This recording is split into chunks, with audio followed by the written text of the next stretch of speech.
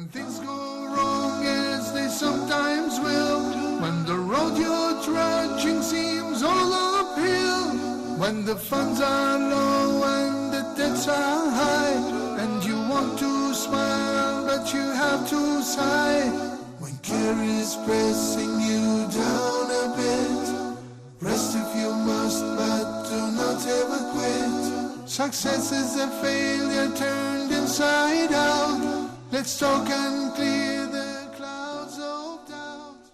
Assalamu alaikum and welcome to your favorite program, Let's Talk, with your favorite host Malik, of course on your favorite channel, Hooded TV. I'm thinking about changing the name, like I said before, to Real Talk, because we're talking about really important issues with some really important guests. I'm also very excited today because this is the new look in Let's Talk. We have all new decor, all new furniture. We're even using fancy new stuff like iPads. I got rid of the old flashcards, but there's no new host. You're still stuck with me. I want to take this time actually to address a very serious situation. We're going to do a two-part series about the situation in Syria. As you probably well know, there has been a year-long crisis there, basically a civil war. The UN has reported between 7,500 to 10,000 plus or minus deaths. And of course, I heard our brother Osama Ashami say on The Straight Path that when we say plus or minus about 2,000 people, we're not talking about dollars or dinar or real. We're talking about human lives. So this is obviously a big point of concern for all Muslims all around the world. So joining me to discuss these very important issues is our beloved Sheikh and host of Ask Huda and Correct Your Recitation, Dr. Muhammad Salah, as well a very prominent member of the diplomatic community, the former Egyptian ambassador to Brazil, Australia, and as well as Jordan, Ambassador Nabil Badr. Assalamu alaikum. Wa alaikum assalam wa rahmatullahi wa barakatuh. It's our pleasure. Thank you for inviting us. Thank you guys so much for being here. Did you like my Arabic? That was Muthanna. How do you guys like that? Great. Carry on. And of course, we have the studio audience. We've got a group of handsome, bismillah, mashallah, young men. Thank you guys for joining us for this two-part series about Syria. I want to start by giving you guys a chance to say your name, where you're from, what you're doing here in Egypt, and what you think about the situation in Syria. And I want to open the floor for you guys to ask any questions you want at any time to Dr. Muhammad as well as Ambassador Nabil. So why don't we start in the front, and you can tell us, brother, what your name is, where you're from, and what you think about this whole situation. Assalamu alaikum to everybody. My name is Hussam Eddin Alam. I'm a student at the Faculty of Sharia and Law English, the fourth year, Al-Azhar University. Excellent. As for what I think of the current situation now in Syria, I ask Allah Almighty to uplift their calamity and unite them and strengthen their patience. Thank you so much, brother. And I have many questions that I'm eager to ask Sheikh Muhammad and Mr. Ambassador that I'm going to inshallah ask them during this thank you, brother. Thank you so inshallah. much. Thank you so much. Assalamu alaikum. Alaikum salam, brother. My name is Yusuf. I'm from Canada. I'm just currently in Egypt studying at Arabic school to learn Arabic. Excellent. Yeah. Kayfa haluka? Is my Arabic right? Yeah. Very good. Alhamdulillah. And inshallah, I just hope the situation in Syria, comes to an end soon, and the Syrian people unite, and the deaths and the killing, inshallah, comes to an end. Excellent. Thank you so much for your comment, brother. My name is Ismail Abdelazik. I studied at Al-Azhar University, Excellent. Faculty of Islamic and Arabic Studies. Wonderful. I hope may Allah prevent Syrian people from killing and strengthen their hearts. Exactly. Thank you so much, Soon, brother. inshallah. Excellent. Thank you so much. Go ahead, young brother. Assalamu alaikum. Alaikum salam. My name is Bilal Abdullah. I'm here studying Arabic and Al-Quran. Oh, excellent. And you're from originally I was born in Sweden, but I live in United Kingdom. Oh, excellent. Thank you for being with us today. And I think it was wrong to say the Syrian problem. It's actually an international problem. Right. It concerns all the Muslims. And the Muslims needs to unite. Excellent. And develop a new idea to counter this problem. Excellent point. I agree with you. I couldn't agree more with you. My name is Khalid. I'm coming from Bosnia. I finished my study and I'm trying to do some business relation between Bosnia and Egypt. And Inshallah. Inshallah. I think that you guys lived through some bad times in Serbia, so we can compare this killings in Syria to what you guys experienced back home. I don't want to bring up that everything is clear for us because we witnessed the killing in Bosnia during 92 to 95. Yeah. But I'm wondering what is going on there, and then Arabic people they are waiting. Yeah. Why they are waiting? What are they waiting for, right? Yes. Excellent point. Thank you, Khalid. I don't mean to bring up bad You're memories from the past, but thank you for sharing that. And brother in the back, I know you're a little bit shy. Just tell us your name, where you're from, inshallah, that would be just fine. Assalamu alaikum. Alaikum My salam, name is Ismir. I'm from Bosnia. I'm studying in Egypt in faculty of Azhar.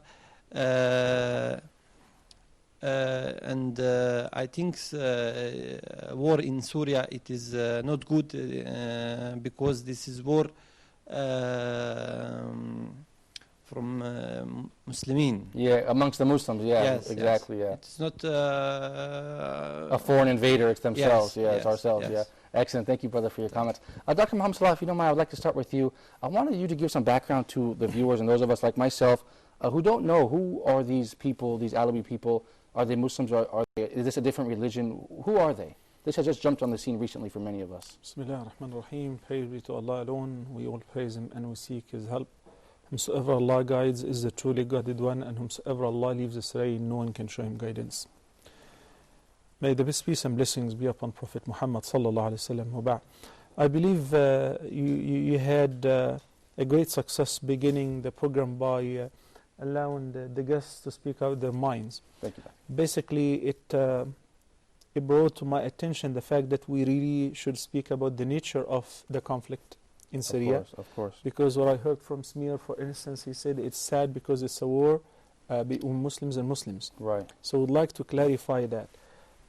Because in fact the Prophet ﷺ has said this ummah will be divided into 73 sects. All of whom are in hell except for one. Those who believe in whatever the Prophet and his companions, peace be upon him, used to believe in. The true book and the Sunnah of Prophet Muhammad ﷺ. Al-Alawiyin, or are also called Al-Nusayriyin, is a sect, is a deviant sect. Okay. Emerged in the 3rd Hijri century. Okay. On the hand of a person by the name Abu Shu'aib Muhammad bin Nusayr. Okay. It was approximately the year 270 after the migration of the Prophet ﷺ. And once again it emerged from the bigger umbrella of the Shia sect. Okay. Like Ismailis, like Aga Khanis, like all the Batini sects. But they are not even recognized by the Shia themselves. Yes. That's right. That's right. That's because their deviation is way too far. Right. And they're not all the same, by the way. But the main theme of their belief, that they believe that Ali ibn Abi Talib, may Allah be pleased with him, who's the Prophet's cousin and his son-in-law as well, is a God incarnate. Right. Okay. Similar to like a Christian belief. Yeah, and furthermore, they believe that it is Ali who created Muhammad, peace be upon him. Yeah. So these crazy So ideas. if some of the Shia believe that Angel Gabriel missed the point, and instead of giving the message to Muhammad, he forgot, or he went to the wrong address and gave it to Ali, these guys went further astray beyond every boundary, and they said that actually it is Ali who created Muhammad, and he is the one who sent Gabriel to him to give him the message. Right. And then they said Muhammad created Salman, which is a Persian companion, right? Exactly. Furthermore, this sect kept dividing a mitotic divisions to the extent that one of them, by the name Muhammad al-Tawil, the year 1946 was executed in Syria by the regime because he claimed the lordship. Oh, wow, okay. So he was actually You may have heard about this name. He claimed that he's the Lord. And finally he was killed. Then his son, after he was killed, his son Suleiman, claimed that he claimed the lordship as well. And he too was killed. And his grandson. So it's in the family. Right. The interesting part is they are a minority. Right. In Syria, they represent, I mean with Syria, Damascus and the current Syria, because the word Syria or Syria in the past referred to the old Sham, which comprises 4 countries. And that's another point I wanted to bring in with the ambassador shortly. When we talk about Syria, this is actually colonial division, isn't it, Dr. Muhammad? Absolutely, after Sykes-Picot. Yeah, we're talking about, this is actually itself, Syria was created anyways. We should be united and we should have Lebanon, Syria, Jordan. This is all referred to as Sham, is that right? Yeah. The word Syria is an ancient word, is with the Ashuri state, where Nineveh was the capital of that state. So it's before the Greek, and it's an ancient word. The Syria, the word Syria in Arabic is a literal interpretation of the word Sham. Sham, okay, I see, excellent point, okay. But so these people, ambassador, as Dr. Muhammad recently said, they are a small deviant sect in Syria. So how do they come now? They now control all of Syria with an iron fist. And what was your experience with that? Well, I'll tell you something. Number one, they are isolated. I mean, geographically, they live in North Syria. As you know, Syria has 80 kilometers on the Mediterranean. Okay. Only 80 kilometers. And they are in the vicinity of Latakia and Jabla, right, a mountainous area where they are located. And they have suffered from isolation, poverty, to a great deal of their lives. Okay. And when I was in Syria, as a matter of fact, I got acquainted to a Syrian friend. And he acquainted me with one who was supposed to be coming from one of the best families, okay, of the Alawites. Now, the interesting part is that gentleman to whom I was acquainted, as a matter of fact, was interested to tell me a story that in the 40s, late 40s, okay, or mid 40s, he was not only interested, but as a matter of fact, he sent a mission to Al-Azhar from the Alawites to be educated correctly. Oh, wow, interesting. But the problem is, I'm not sure that continued. In other words, there was a certain awareness at a certain time, right, probably which could have been promoted with adequate attention, right, excellent to point, educate. right. Problem here should be looked at from more than one angle. Okay. From a religious angle, you talk about these people that have, separated themselves, actually, brought too many of very special beliefs, even as Shiites, or right, if they consider themselves okay, as Shiites. Right. I might tell you as well that in certain parts of Turkey, they are Alawites. They exist there in Turkey as well, okay. Yeah, in certain parts of... In Lebanon. In Lebanon. Okay. In southern Turkey. Okay. And they have their praying places, okay, which right, are called differently, not mosques exactly. And they practice their lives, so they are different in that way. And then they were influenced because of isolation, poverty, by external influences that added to that. And something that even during the Crusades, some of the prevailing ideas right, were adopted by some of these sects. I see. The problem here from the religious point is at this. Now,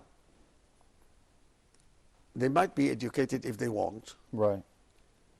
They might open up, which was evidently the case. But it is a double problem in the sense that because of the political situation in Syria, right, Syria's destiny, in a way, was in part related to that sect. okay, I might have noticed when we were talking together that in one of the books of the High Commissioner, the French High Commissioner, during the time of the colonial French period to Syria, okay, he wrote a book, it's on the record, and I've seen it there.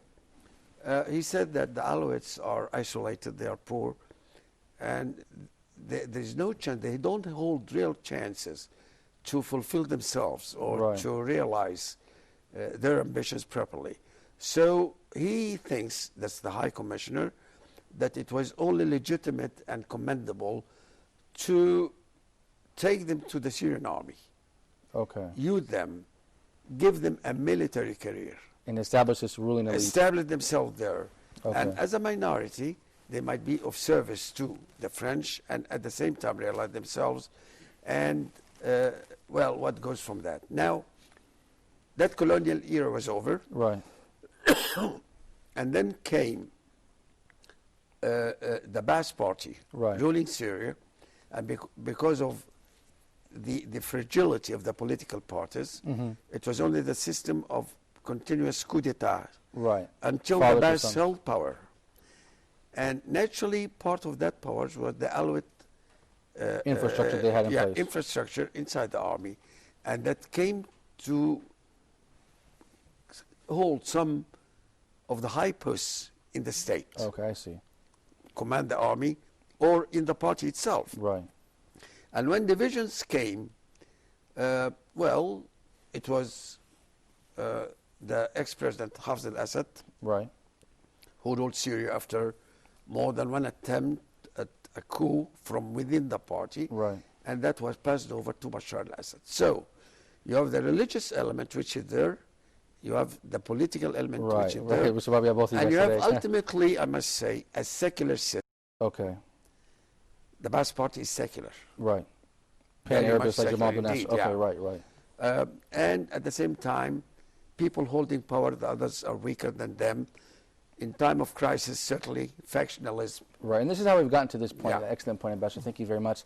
Dr. Muhammad, is it fair to say, according to their own statements, that the Alawi people, this is basically a different religion? We're not talking about making divisions within ourselves, but according to their own statements, this is a different religion, these Alawi people. Alawi is definitely a different religion. It has nothing to do with Islam, and this has been ruled ever since they emerged. At the time of Shaykh al-Islam Ibn Taymiyyah, may Allah have mercy on him, he said they are even worse than those who were born in this belief.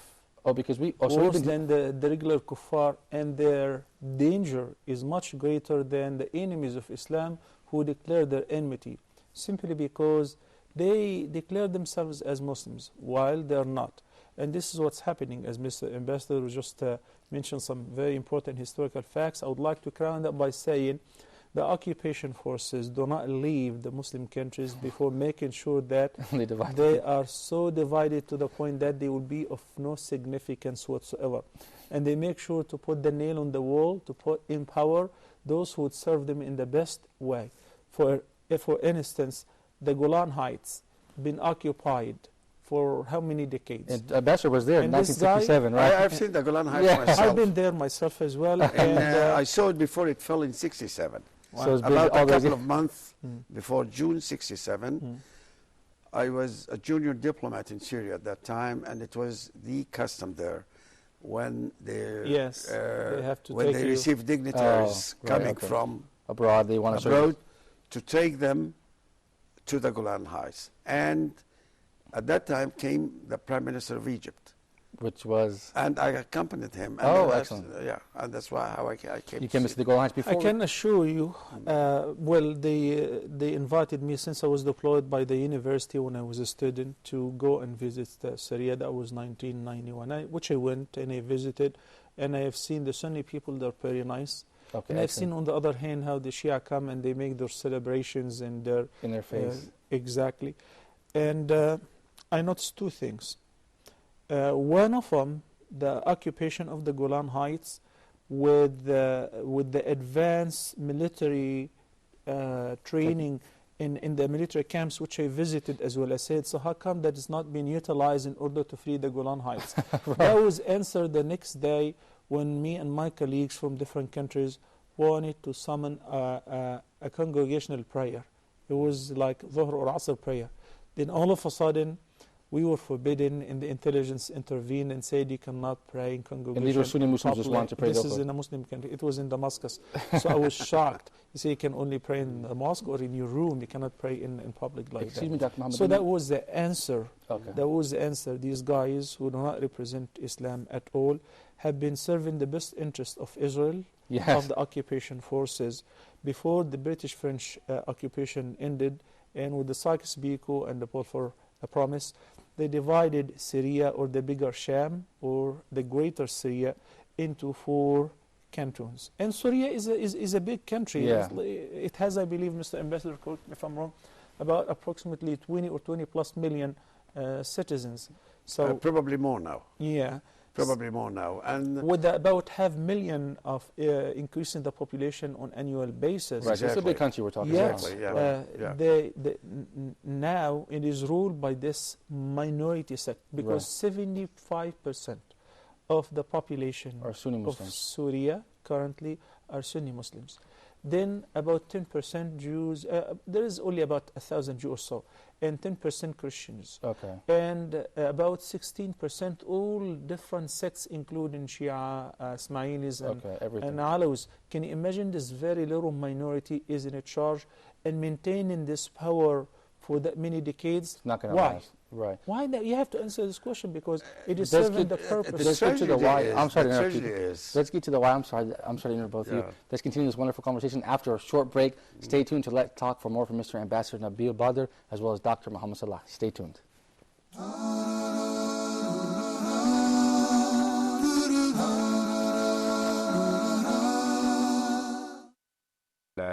إذا دكت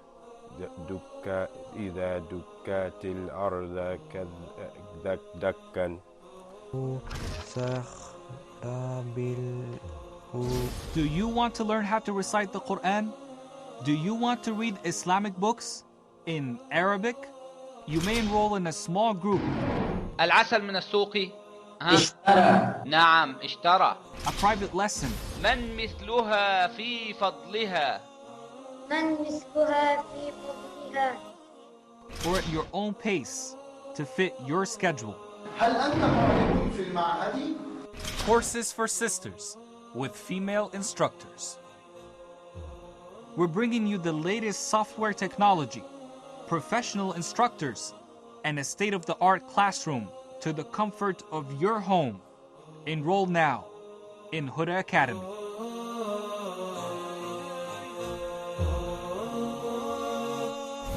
Huda Academy, your gateway to authentic Islamic knowledge.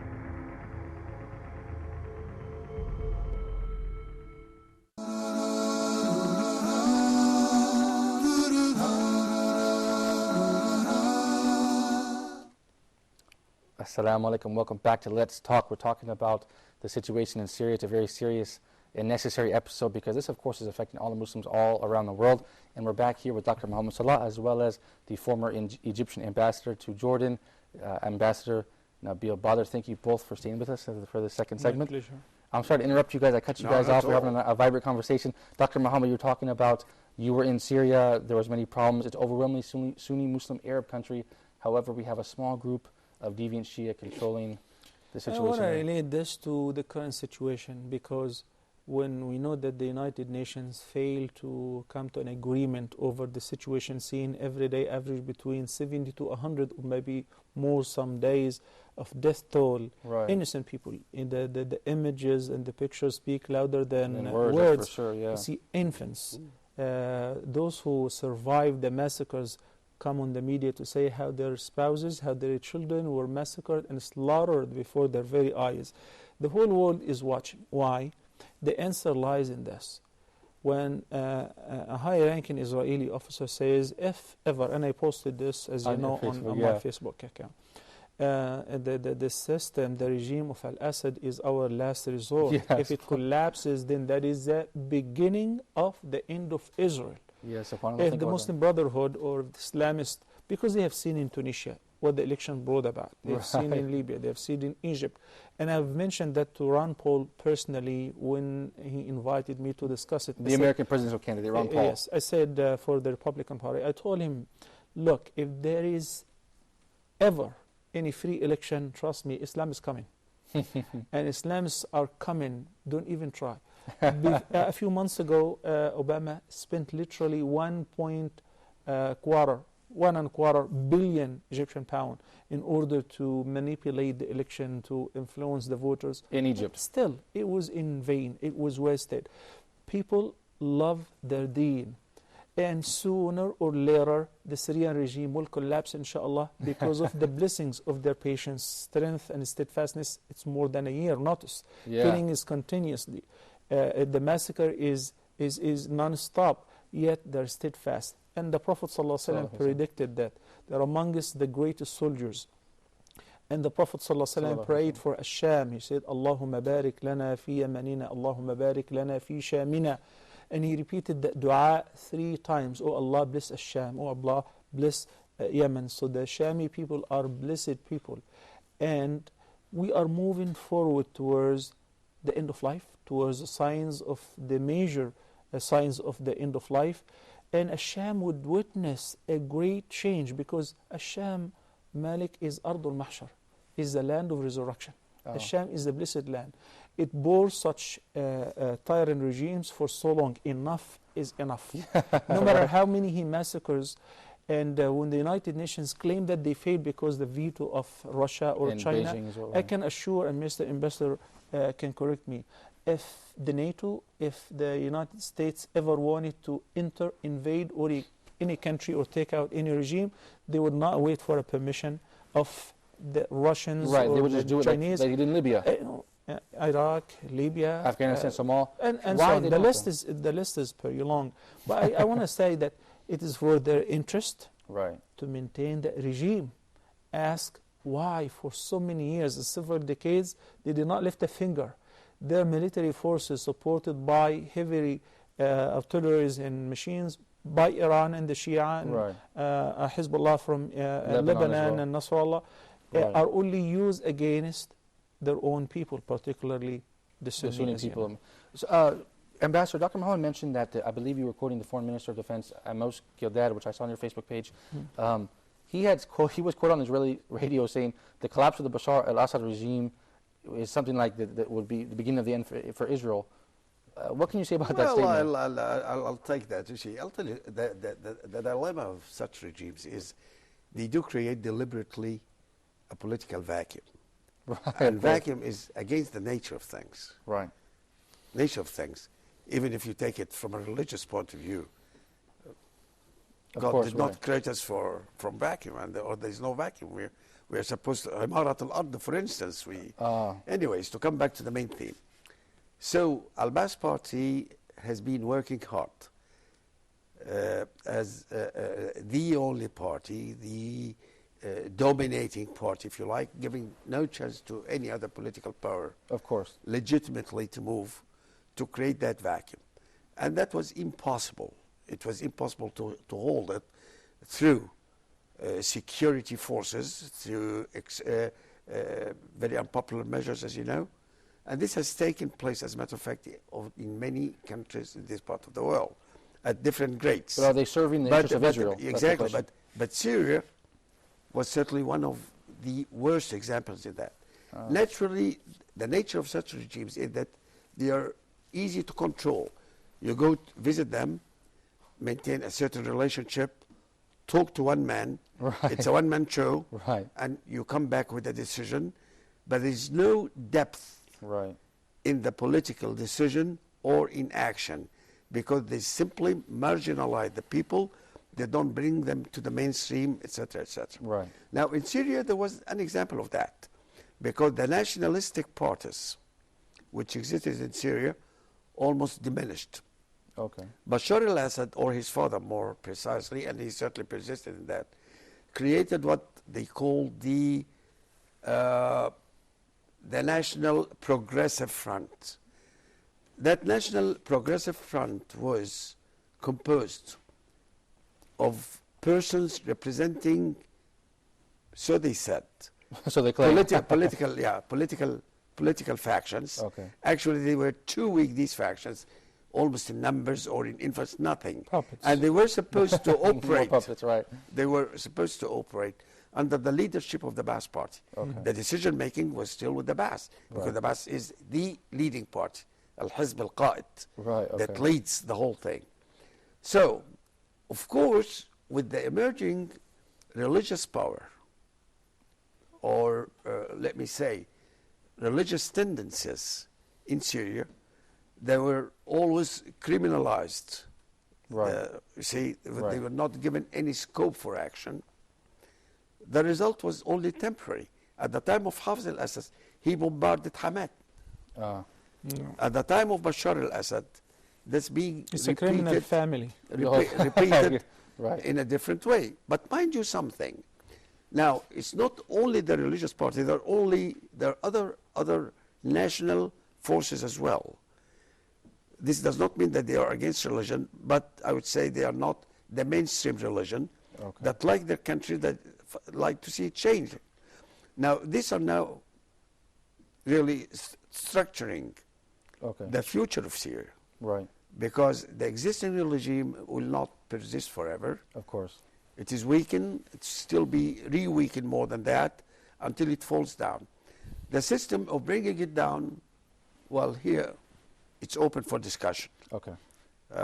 Now, to invade Syria, that would be a damn mistake, a bad mistake. Okay. I'm not for that. For Russia or for China, we can wait and see when they might change their position, when they see that they are losing the battle there. When and they there's lose their no point interest, persisting in that. Wait until how many more people would die Yeah. in front Exactly. of our eyes. The point is, if you bring military power to the Syrian equation, the reactions are going to be very Very bad. serious. And like I want to, Would it be worse than what's happening? I think so. But Dr. Muhammad, we saw what the American Army did in Iraq, so. and I remember I recently read a foreign minister of Iraq said the American Army showed no respect to the Iraqi people, and they left a huge sectarian They violence. show and no divide. respect to no one, So- not only to the Iraqi people. Because some Syrians are saying, where's the United States, where's the United Nations? Wouldn't this be a replay of Iraq? No, of course I'm not hinting to utilize American forces, because even if I do, they won't. Right. It's not their interest anyway. Right. Unless if there is something to serve their agendas. I'm talking about the role of Muslims. Right. You're talking about the role of Muslims. Exactly. Okay. I was about to say that, of course, the Syrian conflict brought much disgrace and shame to the whole world, to the international community at large. Sure. Then more specifically to the Arabic and Muslim countries. Of course. And that's why I was about to say that the Syrian conflict really wrote a death certificate to the Arab League. I Really? just remember that the Arab League never had a birth certificate to begin with. It was born 1945. But to come back to the main theme, to the issue you mentioned, I think that to look at it from purely an Islamic angle, of course you are right in speculating here and thinking about the reaction. That needs a lot of organization. Take it from me. And we're ready for it. Sure. We're definitely ready for it. A lot of organization, because of course, there's the following. In the Conference of Islamic States, 57 countries. A very good number of these 57 countries in their constitution stipulate that they are secular states. Ambassador, I see your point. I understand your point. I wanted to ask. So the point is to maximize the scope of cooperation, to maximize it, and that's quite possible.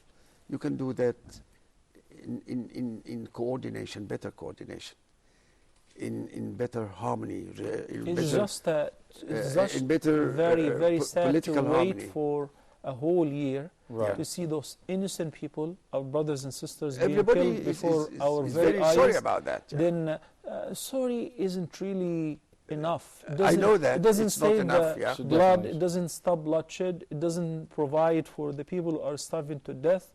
It doesn't give medication. Imagine those who get injured. They are afraid to go to the hospitals because they get killed Right. and tortured. And they've been before arresting being doctors killed as well. in the hospital. But I believe Islam taught us it was never the quantity. We do not rely on numbers. I don't care about 47 so-called Muslim countries claiming themselves as seculars. If there are a couple Muslim countries who are willing to support their brothers and sisters and in a legitimate way, will be more than happy to assist in this regard. And also, why shall we raise funds on individual basis in order to deliver medical aid and food supplies to these people? Why not in public?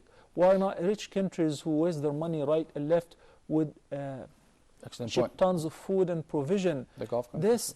This is our problem. The whole Muslim ummah is blameworthy for that. وَالْمُؤْمِنُونَ وَالْمُؤْمِنَاتُ بَعْضُهُمْ أَوْلِيَاءُ بَعْض. Some of us will be lining up in the prayer and making qunut, which means in every single prayer of the 5 daily prayers that we invoke Allah to help the oppressed ones, the Syrian innocent people, and to destroy and eliminate the oppressors.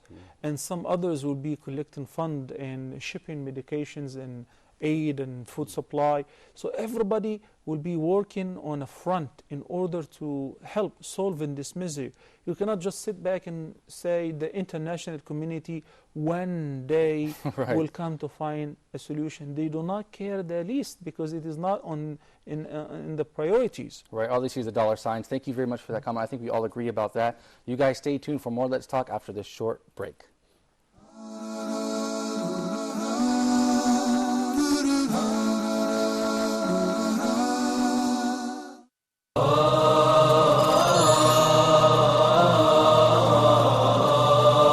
Allah subhanahu wa ta'ala choose whom He wills subhanahu wa ta'ala for His mercy, for His messengership, for the revelation to be revealed.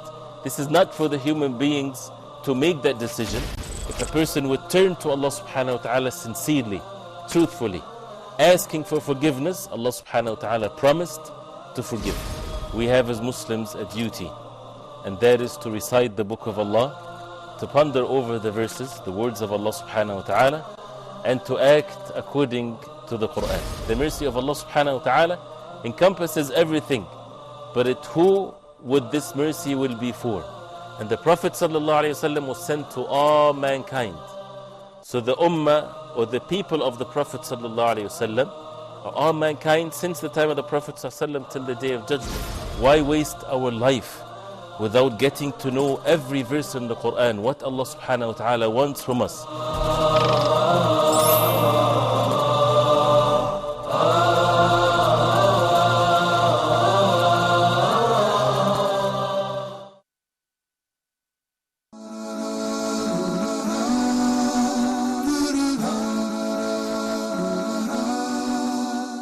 Assalamu alaikum, welcome back to Let's Talk. It's our first episode with this new set, but you don't get a new host. You're still stuck with me. I know we usually have a lot of fun on Let's Talk, but like I said, we're talking about a serious topic, the situation and massacre in Syria. And of course, I'm joined by Dr. Muhammad Salah and Ambassador Nabil. Thank you both very much for being with me. Thank you. And of course, we have our studio audience tonight. I haven't been including you guys. I'm sorry, I forgot about you guys. If you guys have any questions for the Ambassador or Dr. Muhammad, please go right ahead. A question, please. Go ahead, brother. As a matter of fact, I have a two-part question. Excellent. The first part goes to Mr. Ambassador, and the second one goes to Sheikh Muhammad Salah. Excellent. As for the first part, do you think, sir, at this point of time, was the current stage, is there any hope for a diplomatic solution to the situation and the crisis in Syria? And as for the second part, what is the duty of Muslims towards our fellow brothers and sisters in Syria now? Thank you very much, brother, for that question. Mr. Ambassador, go ahead. Okay, for the first part, it's pretty difficult, I should say that. And quite frankly, at that juncture, I don't see that there's any significant opening now. But the way to do it still should be on maintaining and escalating pressure on the Syrian system. And that should be clear with everybody, and we should be unified in doing it. The battle now is number one as a priority to secure the Syrian people, to secure the Syrian civilians, to stop the bloodshed if possible, or to minimize it with all the losses that are going on every day. We cannot go on forever like that. Two, to maintain help that should be delivered to them in lots of ways. Three, carrying on escalating diplomatic pressures, because these are bound with the situation in Syria, hopefully, to create or to offset the existing balance. Now, we have got people leaving the army. The population certainly is against the regime, and that is bound to continue. And that's why they are resisting, and that's why the Syrian regime is trying to find to the end. When these balances are offset, the chances are better to solve or to drive this system away. But I'm not for a military invasion. I think the results are more serious than leaving things or the consequences, ignoring or departing from the political way now. Thank you very much, Mr. Ambassador. And Dr. Muhammad, if you can address the second part of that question and offer your comments regarding the ineffectiveness of the Arab League as well, if you'd like. Go ahead. I'd like to distinguish between two things: the help and the aid which is expected from the common folk, the common Muslims, right, and from the Muslim regimes. Okay. As far as from the Muslim regimes or the regimes which are ruling most of the Muslim countries, we should not really expect a lot. Right. Because they've been addicted to being numb. Right. Especially in serious matters. Before in Gaza and in Iraq and so on and so forth, they would only move when they get a phone call from Washington. Exactly, right. to make a move. But from us, and we've seen how these regimes are so fragile that when their people revolt against them, they did not last because they're not being liked. They're right. not being welcomed. They're not being respected by their people. They have been forced, even though they stayed for decades, but they don't belong to the people. Right. As far as from us, there are a lot of things that we can do. I mentioned earlier before the break, the qunut. which I believe, according to my Islamic perspective and background, is the most effective tool and the most sophisticated weapon as well. Second, these guys who are in need for financial help, that we should rush to donate to the medical syndicate and to the official organizations, or if we know people who can deliver the money through merchants and so on inside Syria, to give some relief to the oppressed ones. Thirdly, we have, if Mr. Ambassador said escalate the pressure on the Syrian regime, we have to escalate the pressure on the Muslim regimes, ruling Muslim countries. What are the Syrian ambassadors doing so far in our countries? Yeah, they're still here. Their hands are full of blood. They're the representatives of the worst criminal of the modern age. They need to be kicked out, if not arrested. I know that you will say, according to the agreement, we can do that, but at least we have to kick them out. They have to be kicked out. Shut down their embassies so they won't have any representation. They will be boycotted. They will be abandoned by every Muslim country. Once again, regimes won't do nothing without escalating the pressure on them. Right, of course, right. So the writers, the Friday sermon speakers, the imams in their prayers, in the durus, they do not belittle the religious pressure on the regimes and on the Syrian regime as well. And we need to make one thing extremely clear, and this is what I'm focused on right now in my speeches and my writing. This is a sectarian war. This is not a war, as you mentioned, Samir, in the beginning, between Muslims and Muslims. Not at all. This is a war of disbelievers against the vast majority of Muslims. They're supported by the communists, by the nationalists, by the Shia, etc. And we're not doing, I wouldn't say we're not doing much, we're not doing anything enough. In order, some countries even won't allow protests before the Syrian embassies in order to declare their anger and their disappointment with what's going on. So there is a long list of things that we can do. If you're a student, conferences, in seminars, educating.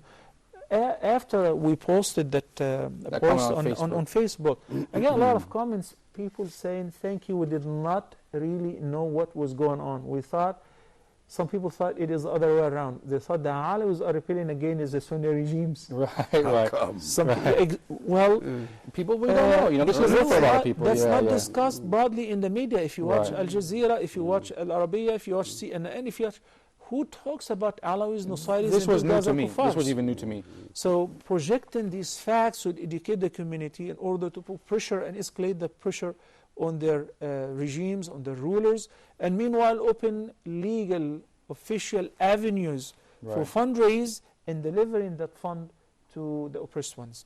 You know what I can't, thank you very much, Doctor. You know what I can't understand, Ambassador? Why would the Iranian... Maybe rephrase, please, if you permit me, my understanding of the situation.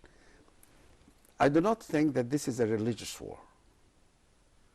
I think this is a war, or what's happening in Syria, has not originated or started because there was a factional, well, there are factions, yes, all right, but that thing was not escalated up to the degree of the situation we witness now. But I would rather say that the situation was ripe for lots of reasons, partly political, partly economic, partly social. And when that started, factionalism was used up to a certain extent, because in spite of the disparity that exists, as Dr. Salah mentioned, in the, for instance, Alawite beliefs and the normal Muslims, I'm sure that some of these Alawites as well think that the regime is not as good as of course, I'm sure as that's it is, right, and that on the long run it should be changed. They would maintain their possession, they would maintain their beliefs. It's their problem, but I mean they can carry on as they used to do that before these changes, before '63. Okay, but Mr. Ambassador, I'm sorry to interrupt. I just wanted to ask you, however, say it's not a religious war for the sake of argument. Let's say it's just an ethnic problem, social problem. Let's still say, look at, then we not still... ethnic. Okay, let's say it's a social problem, okay? Political problem. Financial, whatever. Okay, not religious problem. Okay, but we're still sitting by as human beings seeing a lot of people die. So the Arab League, let's say it's not a religious organization, it's just the Arab League. They have proved themselves, I believe, totally ineffective. And what have they done? Nothing. So like you said, I mean, this is As a matter of fact, Well, I as a don't matter of disagree fact- with that. Yeah, As a matter of fact, I don't disagree with that. They have done a lot, but in the negative way, by prolonging the life of this regime, by sending monitors, by giving them chances after chances, by not showing them the red eye, right, by keeping the ambassador in the Arab League, by treating them as a legitimate regime. Right. The Arab League should have, from the beginning, denounced the Syrian barbaric activities, and declare this guy as not even recognized, and they should recognize the protesters and their party as the true representatives of the new regime in the country. Excellent point. Yes. No, go ahead. Go ahead. Well, I understand exactly, of course. I mean, the reasons for what we all feel about the regime. It's only natural. Right, of course. And everyone expresses it his own way, of course, and according to... Now, what the Arab League has been trying to do, and without any consequence, is to talk it over with them. Result was nothing, because anyone that knows Syria and knows the Syrian situation, very stubborn. I repeat that they are standing with very little margin to move. It's for them a battle of life or death. Right. The existing system. This So is the a only communist I beg your pardon? way of thinking. It's a communist way of thinking, Dr. Muhammad. How many? Dr. Muhammad Salah said this is a communist way of thinking, this regime's ideology. Is that right, Doctor? Yeah. Do you agree with that, Ambassador? The Syrian regime is a communist? No, I'm saying this is similar to the communist way of thinking. Look at Putin. There are protests, but who cares? Yeah, all right. No. Syria is different than different Russia. situation. Yeah. But we just want to draw that parallel. It's a different situation. Thing is, he's fighting, as he thinks, as a matter of life or death, not only for his system, but for him personally. Right. And there's very little margin. He's afraid to die. The only thing is to dismantle that as much as you can. As you can, okay.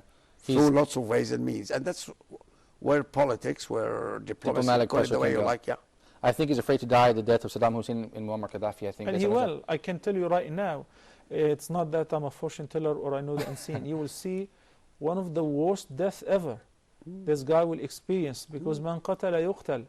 For a serial killer and a big murderer, a killer of innocent infants, women, children. And we've all seen the images on YouTube. Will face the most awful fate, and very soon, inshallah. I think we all agree that, inshallah, after this difficult time, we'll see a bright future for the Middle East. Brother Bilal in the back, I think you had a question all the way from the UK. What's going on, brother? Yes, I do.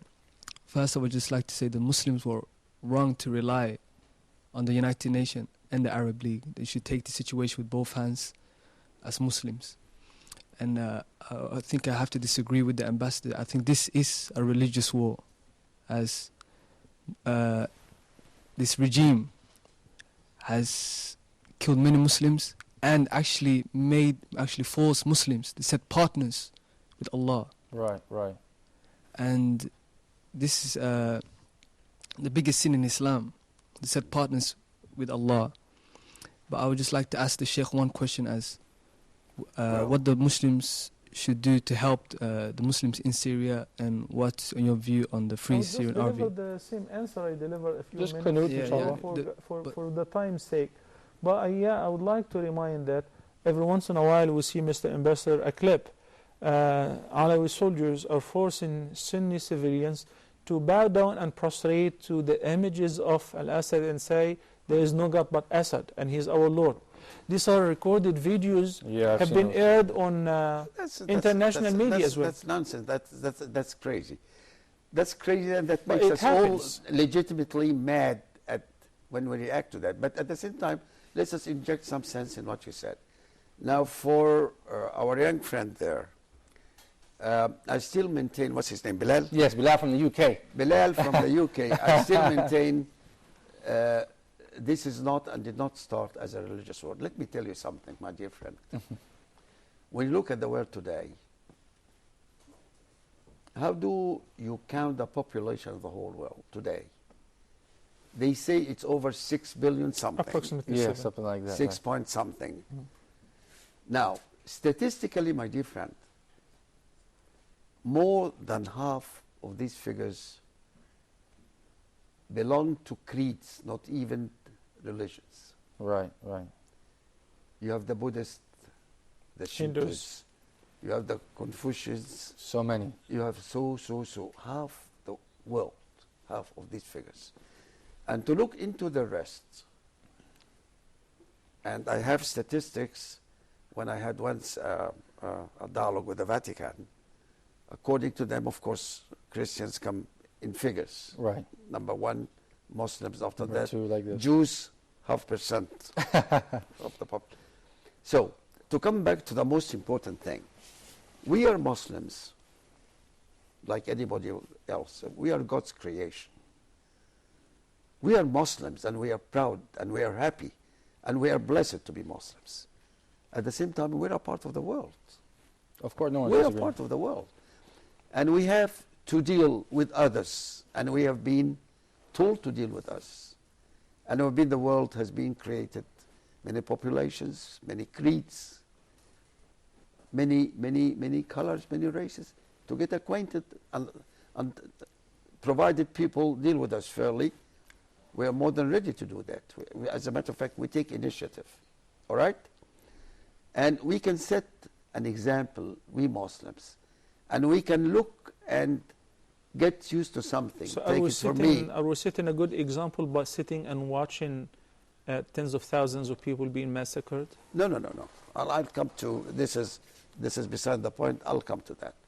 Now, the thing is, we must also be objectively, sincerely able to sometimes auto-criticize ourselves. Of course. Excellent. When we need to do that, not to take things as granted.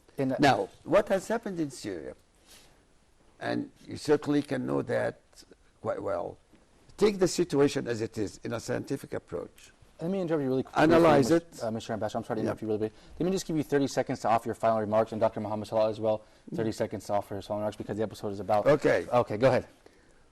So I'll finish that in the 30 seconds. So when you do that, you'll come to the conclusion. And the conclusion is the situation was ripe for these things and these developments, unluckily. We are seeing them. We should work hard to stop them, always and means religious cooperation with the world, ourselves, etc. At the same time, try in the meanwhile to study and mend our mistakes and not repeat. Thank you very much, Mr. Ambassador. I expect and hope to have you back on Let's Talk in the future if you are available. Inshallah. It was a pleasure having you on the show with us. Thank you very much, Mr. Ambassador. Thank you. And Dr. Muhammad Salah, would you like to offer your final remarks? If I have 1 second left, I would utilize it to make dua and ask Allah the Almighty to help our innocent, poor Syrian brothers and sisters, Ahlul Sunnah wal Jama'ah.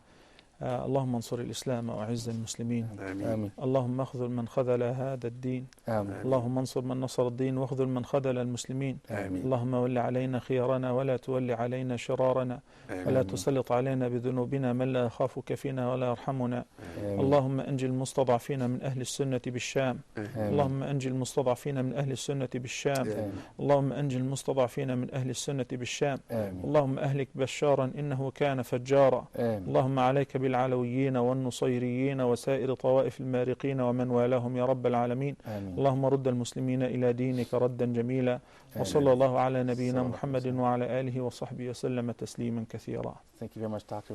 Muhammad Salah. And also you guys in the studio audience, thank you very much for joining us for another exciting episode of Let's Talk. Don't forget, you guys, a very serious episode of Let's Talk. Please give me an email at talk@huda.tv, talk@huda.tv, and send me your feedback. So until next time, we leave you in the care of Allah. Assalamu alaikum wa rahmatullahi wa barakatuh.